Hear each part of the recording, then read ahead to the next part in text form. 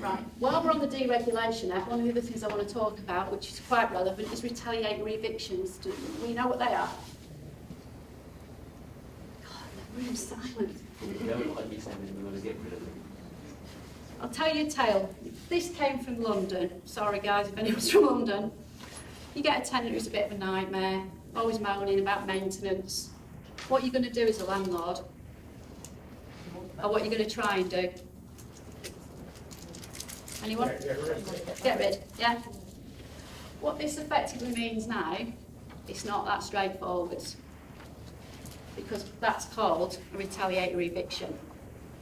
And what the Deregulation Act has done is put things in place now if a tenant reports maintenance, that you have to respond to that tenant in what's called an adequate timescale. What would you think would be an adequate timescale?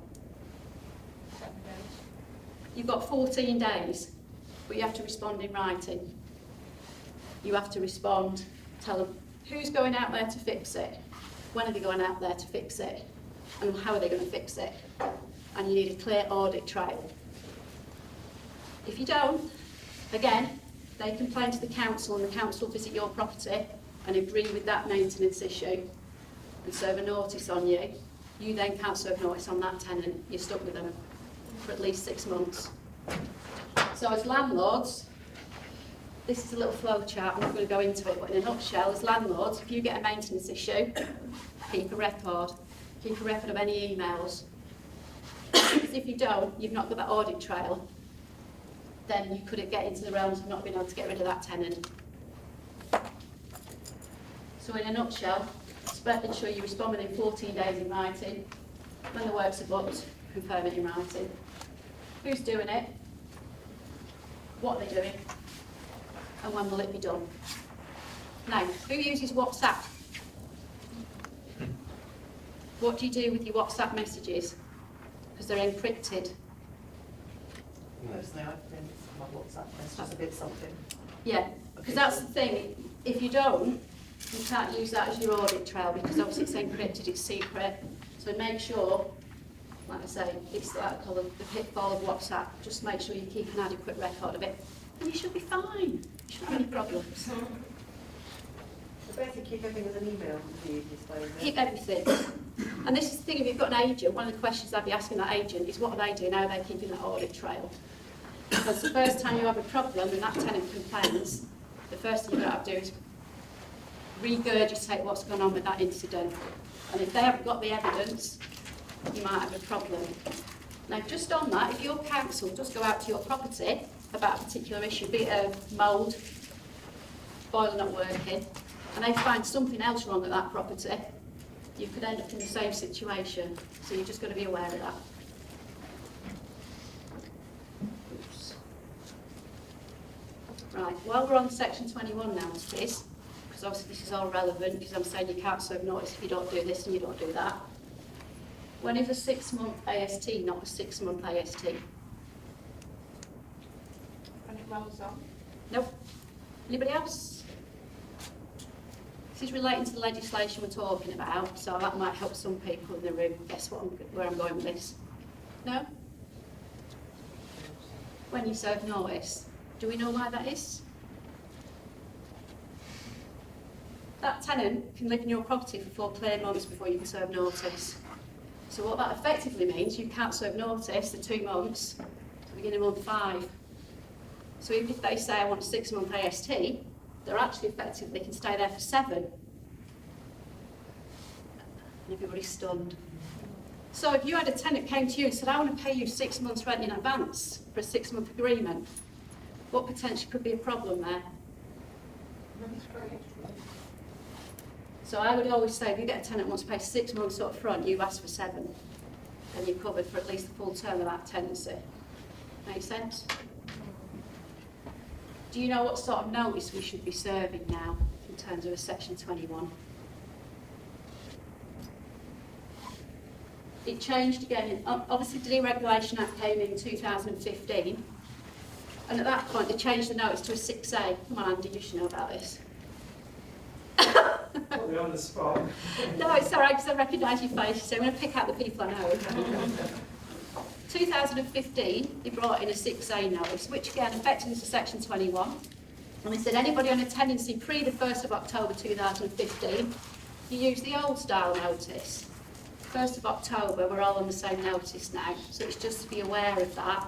You don't want to be serving a 21.4 or a 21.2. We're all on 6A. Because obviously if you do that and it's the wrong notice, you go to court, judge is going to throw it out. So it's just a little tip. All right? You did, it's not working. Just going to quickly touch on this because the legislation's changed in respect of this. Do we all understand what MEES is? You're a letting agent, you should know. Again, legislation changed recently. I'm not going to get into too much detail, but we all know that an energy performance certificate came in 2008 and valid for 10 years. So the first thing you need to be thinking about is your EPCs, if you got them at the beginning when they were all compulsory, could be going out of date now.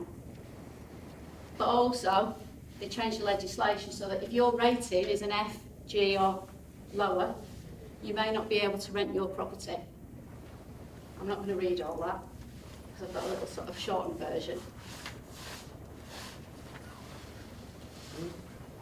Hang on. So, what that means is, if your EPC is on that rating, your tenant gives notice, moves out, you won't be able to let your property unless you get that rating up. It also applies to relets and new fixed term tenancies. So that's basically like saying your tenant gives notice, moves out.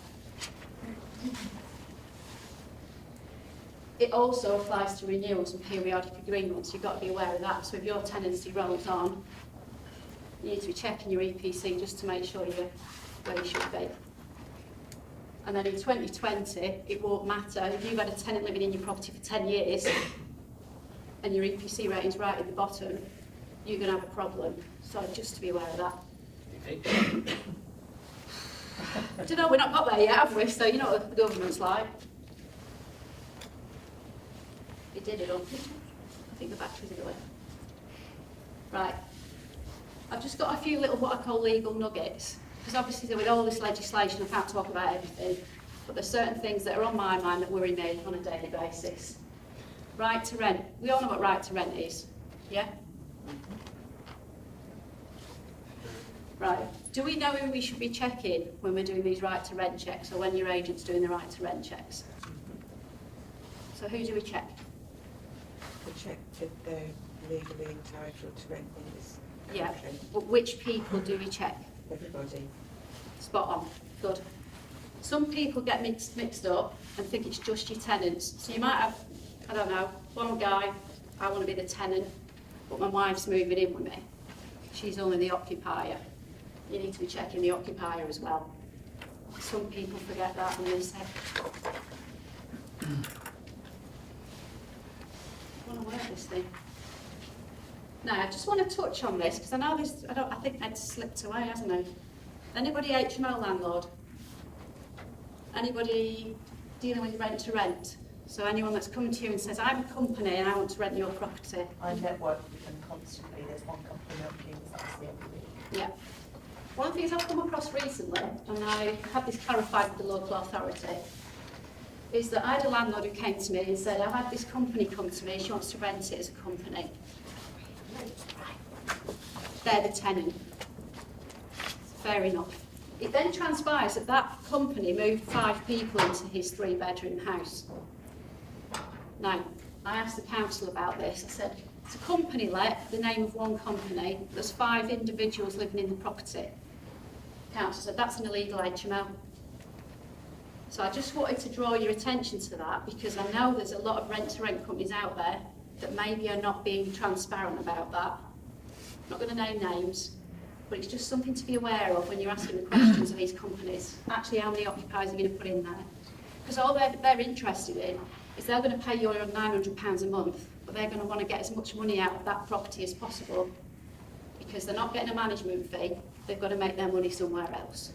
So it's just to be aware of that. Anybody heard of Leeds v Broadley? Do we all understand what a rolling contract is? Do we know what our rolling contracts say?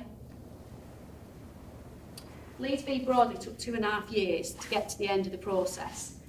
Leeds is Leeds City Council. Broadley is a portfolio landlord. And what happened was, his tenant in one of his properties stopped paying council tax. And the council got wind of this and decided, because they said his contract was worded periodic tenancy. So when the tenancy had naturally come to an end, it rolls on. We all sort of know and understand that, yeah? You've got to get the wording correct. Because if it doesn't say contractually periodic, what effectively happens is that contract comes to an end and you as the landlord become liable for the council tax if that tenant doesn't pay. Now, Mr Broadley was very lucky because he said this, but it took him 2.5 years to get to the point of winning that case. So if you've got an agent or you've got your own tenancy agreements, you should be checking this clause, because what you don't want to do is getting stung for council tax if your tenant doesn't pay it.